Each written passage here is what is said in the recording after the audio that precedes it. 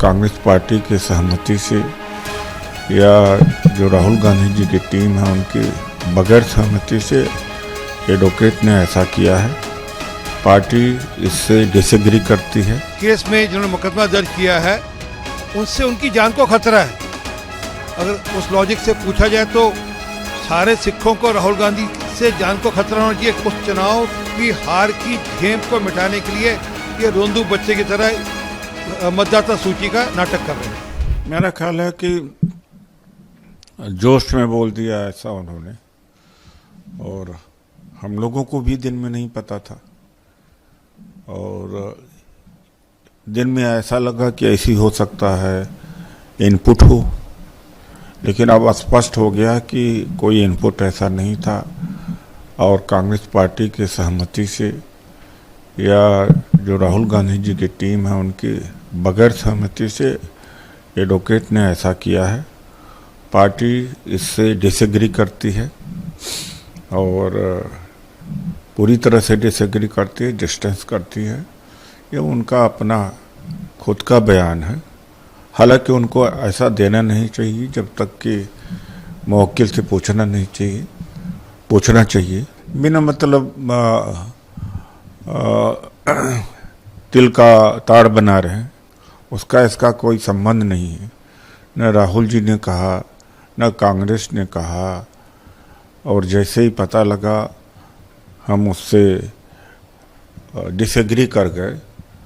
तो बिना मतलब की बात का बतंगड़ नहीं बनाना चाहिए और चीज़ों से जोड़ के इसको नहीं पॉलिटिसाइज करना चाहिए। यह तो और गंदी बात है भारतीय जनता पार्टी की। इसमें कांग्रेस का क्या दोष है? कांग्रेस का कोई दोष है ही नहीं। बिना मतलब कांग्रेस को घसीटने का मामला है।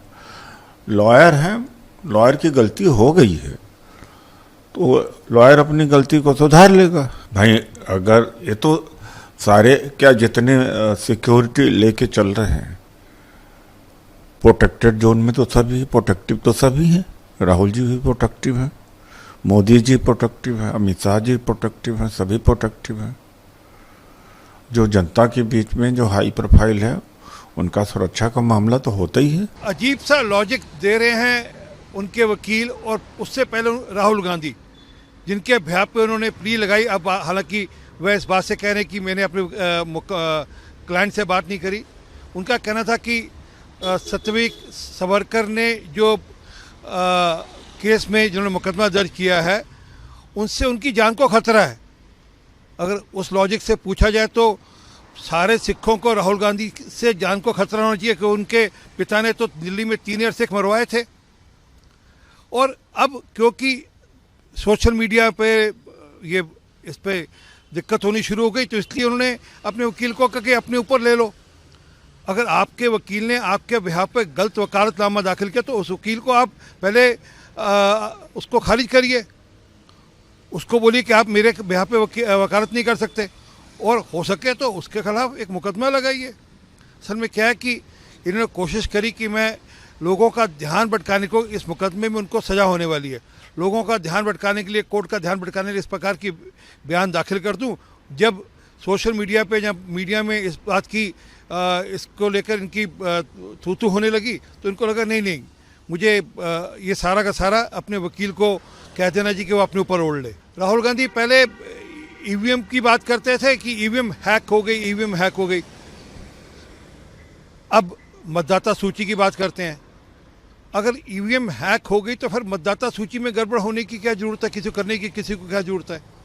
और अगर मतदाता सूची में गड़बड़ की बात करें तो सबसे पहली गड़बड़ तो उनकी माता जी ने करी, जबकि वो देश की नागरिक भी और अपने आप को वोटर बनाकर वोट भी डालाई थी। तो उत्तर तो उनको देना है। असल में क्या है कि इनको पता है ये चुनाव हारने वाले हैं।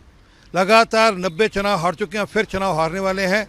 उस चुनाव की हार की झेम को मिटाने के लिए ये रोंदू बच्चे की तरह मतदाता सूची का नाटक कर रहे हैं।